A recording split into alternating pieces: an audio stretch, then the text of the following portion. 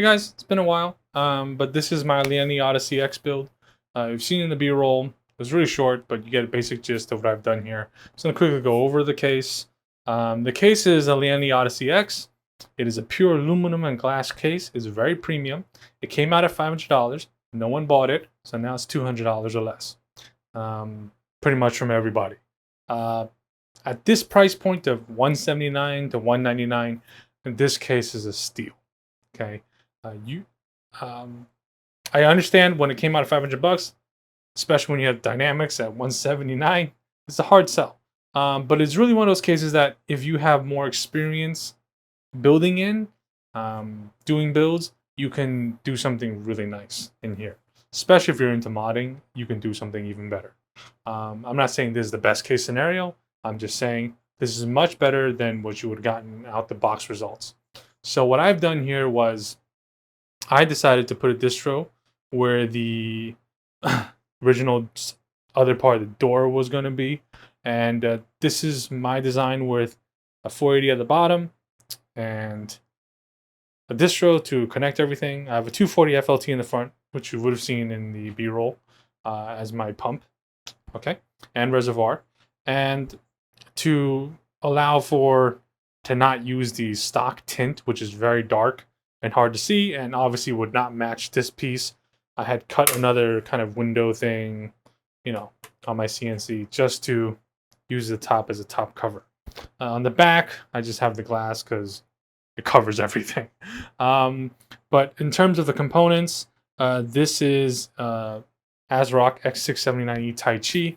I know the look is very controversial. It kind of looks like a kitchen table, kitchen counter.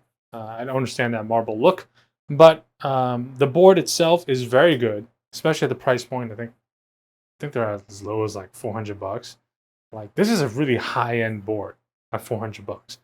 The only thing that ASRock needs to learn to do is put temperature sensors on the boards, especially on the high end. For those of you who don't know what I'm talking about, if you're water cooling, I'm not talking about AIOs, and you want to have a temp sensor and you want to control your fans based off your water temperature, which you should be doing when you're water cooling, you need a way to connect that sensor to your motherboard. If you don't have an external controller like an Aquero, Octo, Quadro, etc. So a lot of people use the temp sensors on their motherboard, the temp sensor connections, the headers. And the ASRock boards don't have any, which don't make any sense.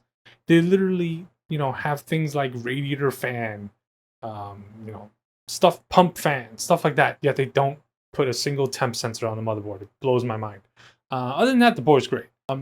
That said, rest of it is a 4090 FE and 7950 X3D. Temps are okay, even with just a 480, because honestly, 7950 X3Ds don't put out that much heat in general use. And the 4090 FE, most gaming usage. I have a 480 60mm at the bottom, which I feel is more than adequate. Let me talk about the RAM real quick, if I can zoom in here. Sorry guys if it's like jittery. The RAM looks like G-Skill. It's not. It's from a company called Asgard Memory. If you want to buy their stuff, you may have to search on Newegg from third-party sellers or, like Taobao, Alibaba Express. Not is it Alibaba? Yeah, Alibaba. They have some like waifu RAM designs. They've been around for a while. They also do like SSDs and NVMe's. They did send me this kit.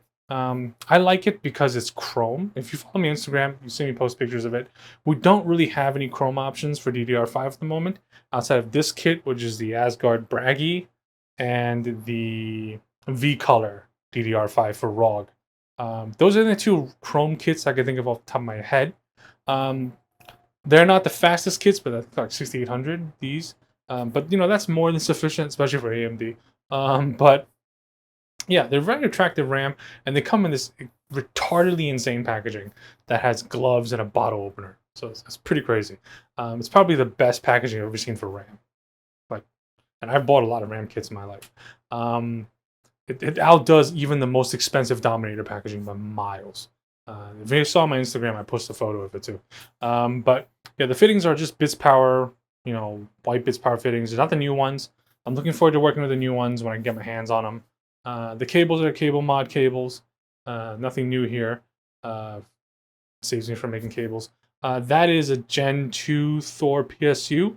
You can always tell because they're mirrored instead of the old black. It's a mirror.